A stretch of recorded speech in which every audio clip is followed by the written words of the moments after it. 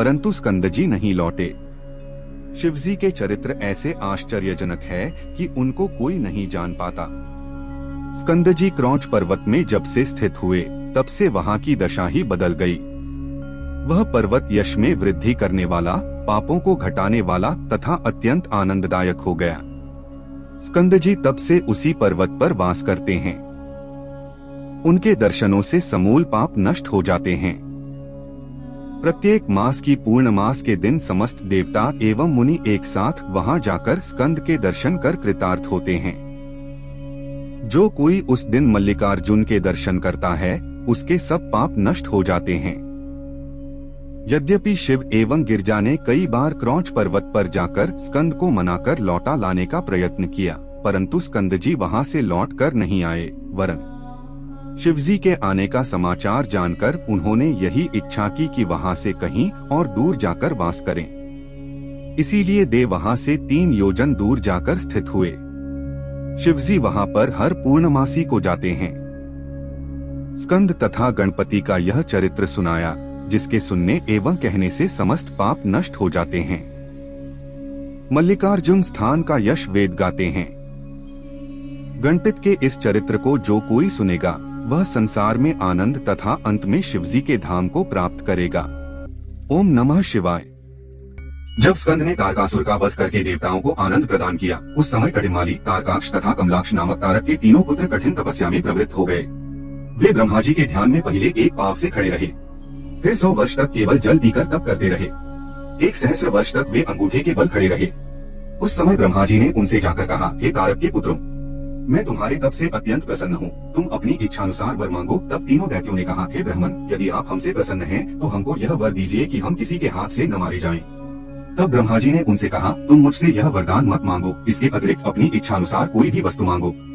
यह सुनकर उन तीनों दैत्य पुत्रों ने विचार कर कहा, आपकी यही इच्छा है तो इसी स्थान पर एक नगर की स्थापना हो जहाँ आपकी मूर्ति स्थित हो।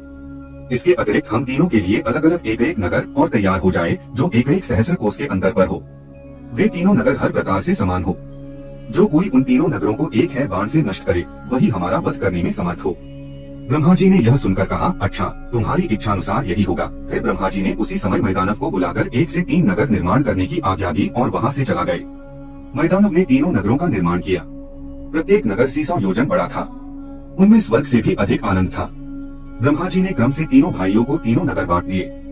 वे तीनों अपने अपने नगर में आनंद पूर्वक निवास करने लगे। तीनों लोगों में ऐसी कोई वस्तु न थी जो उन लोगों को उपलब्ध न हो। उनके पास असंख्य सेना थी। प्रत्येक के घर में शिवालय बने हुए थे, जिनमें सब लोग शिवजी का पूजन करते थे। प्रतिदिन हवन एवं यज्ञ हुआ करते थे। वे तीनों दैत्य भी शिवजी के परम भक्त थे। वहाँ यह नियम था कि कोई व्यक्ति बिना शिवजी की पूजा किए भोजन नहीं कर सकता था, क्योंकि उन तीनों दैत्यों ने वहाँ इस बात की घोषणा करवा दी थी कि सब लोग नित्य नियम से शिवजी का पूजन करें। इसके अतिरिक्त उन नगरों में वेद पुराण के मत के प्रतिकूल कभी कोई भी बात धर्म के विरुद्ध नहीं होने पाती थी। वहाँ ब्राह्मण रात दिन शिव के नाम का जप किया करते थे। जब उन दैत्यों का तेज बढ़ने लगा, तब देवता लोग घबराकर बहुत दुखी हुए।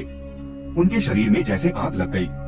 उस समय सब मिलकर ब्रह्मा जी की शरण में आए तथा बोले, हे ब्राह्मण, अब सब देवता त्रिपुर के तेज से जले जाते हैं। देवताओं के ऐसे वचन सुनकर ब्रह्मा जी ने कहा, हे देवताओं, उन्होंने मेरी आराधना तथा कठोर तप करके मुझसे इस प्रकार का वरदान प्राप्त किया है। मैं उनको वेद के विरुद्ध कैसे मार सकता हूँ? वे शिवजी की कृपा द्वारा अनेक प्रकार के आनंद प्राप्त करते हैं। शिवजी के भक्तों पर किसी भी शस्त्र का प्रभाव नहीं हो सकता। उनकी आराधना को त्यागने से प्रत्येक व्यक्ति नष्ट हो जाता है। इसका उपाय शिवजी के पास अवश्य मिलेगा, अतः हमें उनकी शरण में चलना चाहिए। यह निश्चय कर ब्रह्मा जी समस्त देवताओं सहित शिवजी के पास पहुँचे। सबने पग पग पर जय जयकार तथा बड़ी स्तुति की और यह कहा, हे प्रभु, जब जब देवताओं पर कोई संकट पड़ा है, तब तब आपने ही उनका दुख दूर किया है। अब आप हम पर पुनः दया दृष्टि कीजिए। इस समय दैत्यों ने अत्यंत बल एवं तेज प्राप्त कर हम सबको बहुत दुखी कर रखा है। अब हमसे यह कष्ट सहे नहीं जाते, इसीलिए हम आपकी शरण में आए हैं। यह सुनकर शिवजी बोले, हे देवताओं, मुझे तुम्हारा सब दुख कष्ट मालूम हो गया है, परंतु त्रिपुर के असुर बड़े धर्मात्मा एवं दाता हैं। इन्हीं गुणों के कारण वे सब आनंद पूर्वक रहते हैं। संसार में पुण्य के समान और कोई अन्य वस्तु इतनी आनंददायक नहीं है। जब तक उनका पुण्य वृद्धि पर है, तब तक वे मारे नहीं जाएंगे। हमको यह उचित नहीं है कि हम अपने भक्तों को व्यर्थ ही नष्ट कर दें। इसके साथ ही हमसे तुम्हारे कष्ट भी नहीं देखे जाते, क्योंकि जो हमारी शरण में आता है, हम उसकी अवश्य ही रक्षा करते हैं। इससे तुमको अब यही उचित है कि तुम विष्णु के पास जाकर अपने सब दुखों को कहो। यह सुनकर सब देवता शिवजी के आदेशानुसार विष्णु जी के पास गए। उन्होंने स्तुति करने के पश्चात अपने सब दुख उनसे कहे तथा हर प्रकार से विष्णु जी की पूजा में प्रवृत्त हुए। तब विष्णु जी ने देवताओं की विनती सुनकर वेद एवं शास्त्रों के अनुसार यह उत्तर दिया, हे देवताओं, सनातन से शिवजी की भक्ति एवं पूजा पुण्य प्रदान करने वाली है। शिवजी की पूजा होने वाले स्थान पर कोई दुख या कष्ट नहीं रह सकता यदि शिवजी हमारी सहायता करे और ऐसा कोई उपाय करे जिससे ये दैत्य धर्म से भ्रष्ट हो जाए। उस स्थिति में शिवजी स्वयं उन्हें नष्ट कर देंगे। अब तुम सबको उचित है कि अपने अपने घरों में जाकर शिवजी के नाम का जाप करो तथा दिन रात पार्थिव पूजन करके उनकी स्तुति करो। विष्णु जी के वचन सुन सब देवता अपने अपने घरों को गए और ऐसा ही आचरण करने लगे। देवताओं को विदा करने के पश्चात विष्णु जी ने शिव पूजन किया। फिर माया द्वारा अपने शरीर से एक ऐसा शिष्य उत्पन्न किया जिसका सिर मुड़ा हुआ था। वह मैले वस्त्र पहने तथा खसे अपने मुख को ढके हुए धर्म कर्म कहता हुआ विष्णु के सम्मुख खड़ा हुआ और हाथ जोड़ कहा, मुझको आज्ञा है। तब विष्णु जी बोले, तुम हमारे शरीर से उत्पन्न हुए हो, इसलिए हमारा काम भली भांति पूर्ण करो। तुम हमारे ही रूप हो। विष्णु ने यह कहकर एक बहुत बड़ा ग्रंथ जिसमें 16 सहस्र श्लोक थे की रचना की। उसमें निम्नलिखित बातें थीं। वह ग्रंथ छल एवं झूठ से भरा हुआ था। उसमें कोई ठीक धर्म नहीं लिखा था। वह वेद शास्त्र एवं पुराणों के विरुद्ध था, जिसको पढ़कर किसी प्रकार का आनंद प्राप्त नहीं होता था। उसमें वेद पुराण एवं शास्त्रों की बहुत ही निंदा लिखी हुई थी। उसमें वर्णाश्रम धर्म का भी खूब खंडन किया गया था, जिसके अनुसार चलने से नरक में स्थान मिलने में कुछ भी देर न लगे। उसमें सब बातें कुंती एवं संशय की थीं। उसको मानने से सोच तप आदि सब नष्ट हो जाते थे। विष्णु ने उस पुस्तक को उसे देकर कहा कि तुम त्रिपुर में जाकर सबको यह पुस्तक पढ़ा दो। वहाँ के निवासी वेद एवं पुराण के समान ही सब कार्य करते हैं, इसलिए तुम वहाँ जाकर इस मत का सबको उपदेश दो, जिससे वे सब धर्म भ्रष्ट होकर शिवजी की पूजा करना छोड़ दें। अपने शिष्यों सहित तब तक मरुस्थल में वास करो जब तक कलयुग न आए। तुम वहाँ गुप्त रूप से रहा करना। जब कलयुग का आरंभ हो जाए तब तुम मेरे इस उपदेश को भली भांति प्रसिद्ध करना। तुम्हारा पद निश्चय ही ऊंचा बना रहेगा। मुंडी ने विष्णु जी की यह आज्ञा प्राप्त कर अपने बहुत से शिष्य किए। तब विष्णु जी ने कहा, अब तुम यहाँ से विदा हो जाओ। हमारा एक नाम अरहण है, तुम उसका स्मरण करते रहना, फिर तुमको कोई भय न रहेगा। इस प्रकार विष्णु जी के आदेशानुसार मुंडी अपने शिष्यों सहित वहाँ से चलकर त्रिपुर पहुँचा। वहाँ उसने अनेक चमत्कार दिखाकर बहुत से लोगों को अपना शिष्य बना लिया। वहाँ ऐसा कोई भी न था जो मुंडी के पास जाकर शिष्य बने बिना अपना पुराना धर्म विश्वास लेकर घर लौट आए। नारद भी शिवजी की लीला से मुंडी के शिष्य हुए, क्योंकि उसमें देवताओं का कार्य बनता था। फिर नारद ने त्रिपुरासुर के पास जाकर मुंडी की ऐसी प्रशंसा की कि त्रिपुर भी मुंडी के शिष्य हो गए। मुंडी ने त्रिपुरासुरों से यह प्रण करा लिया कि हमारी आज्ञा किसी दशा में भी अमान्य न की जाए। यह बात मान लेने के पश्चात मुंडी ने अपने मुख पर से वस्त्र हटाकर त्रिपुर को अपना शिष्य बनाया तथा मंत्र दिया। फिर अनेक प्रकार के कर्तव्य तथा अकर्तव्य कार्य बता दिए। त्रिपुरासुर के शिष्य बन जाने के पश्चात फिर कोई ऐसा व्यक्ति न रहा जो मुंडी का शिष्य न बना हो।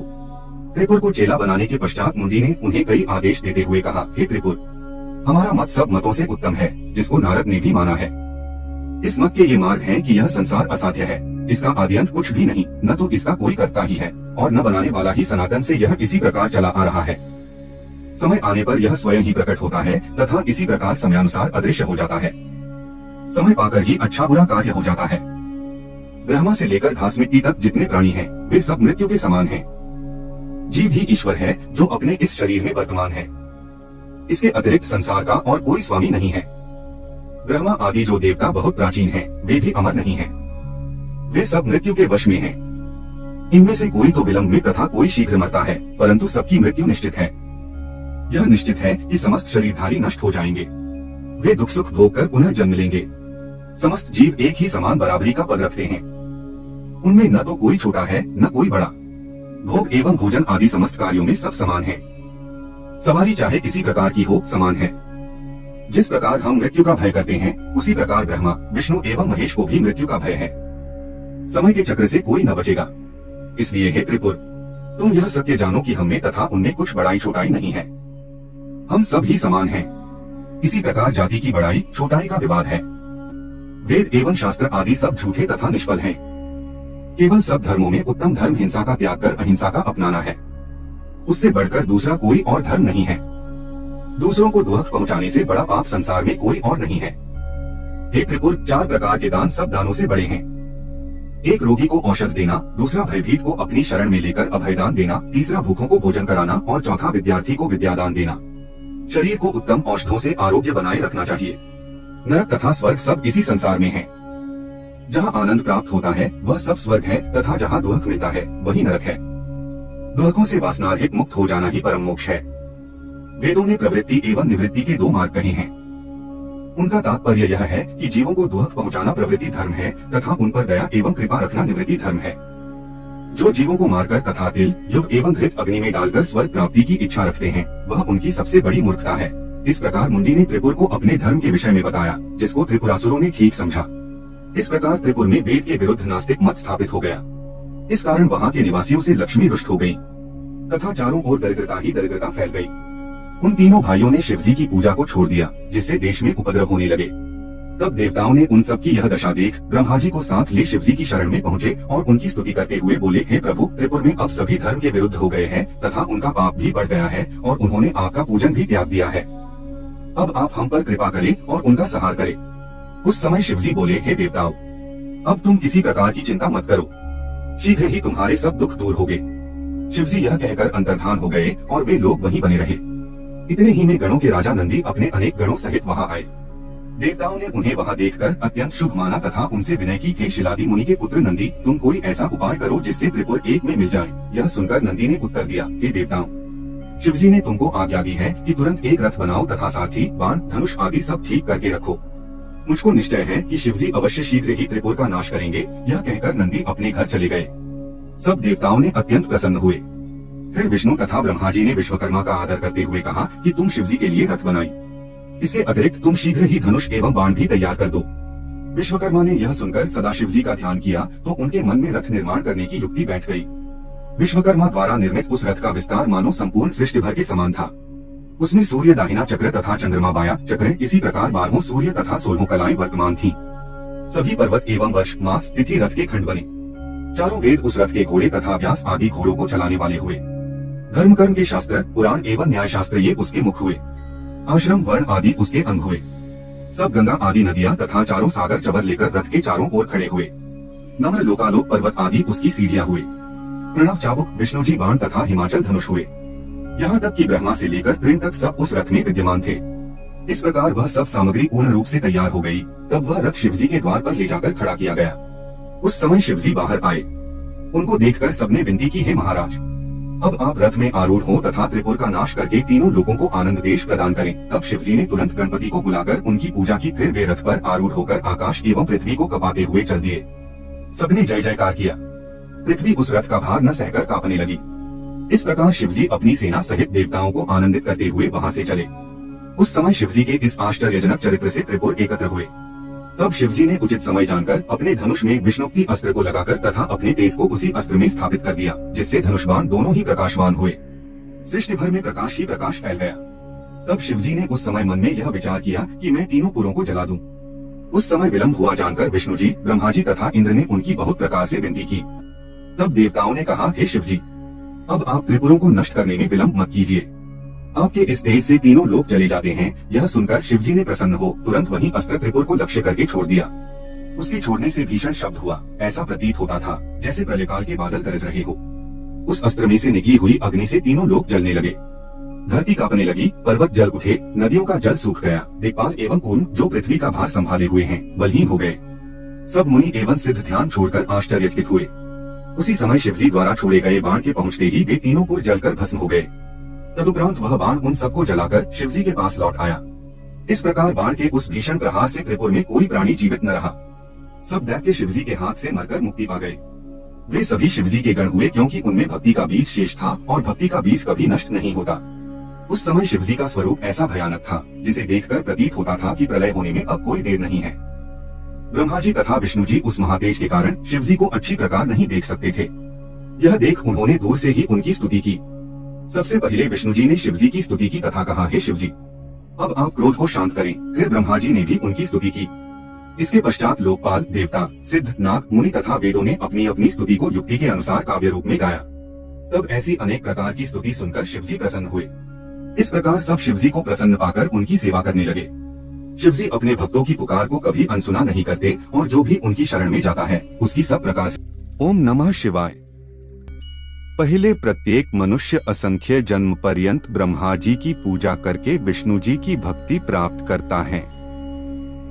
फिर बहुत जन्मों तक विष्णु जी की उपासना करने के पश्चात शिव जी की प्रीति उत्पन्न होती है। एक समय इंद्र एवं समस्त देवताओं ने शिव जी के दर्शन के लिए एक सभा की। उसमें 11 रुद्र, 12 सूर्य, 8 वसु, 13 विश्वदेवा, 49 पवन, समस्त दिक्पाल तथा उपदेव आदि उपस्थित थे। ऐसे समाज को अपने साथ लेकर इंद्र बड़े उत्सव के साथ रजोगुण धारण किए हुए शिवजी के दर्शनार्थ चले। उनको संसार में केवल शिवजी के दर्शन से ही यश प्राप्त करना स्वीकार था। उस समय शिवजी ने अपनी लीला द्वारा अपना भयंकर रूप बनाया तथा अवधूतों के समान होकर वे इंद्र के नगर में प्रकट हुए। उन्हें देखकर इंद्र ने पूछा, तुम कौन हो? ऐसा प्रतीत होता है कि जैसे तुम शिवजी के सेवकों में से कोई हो। यदि यह सत्य है तो तुम हमको शिवजी के निवास स्थान का पता बताओ। इस प्रकार इंद्र ने कई बार पूछा परंतु उन्हें कोई उत्तर न मिला। यह देखकर इंद्र बहुत क्रोधित हुए तथा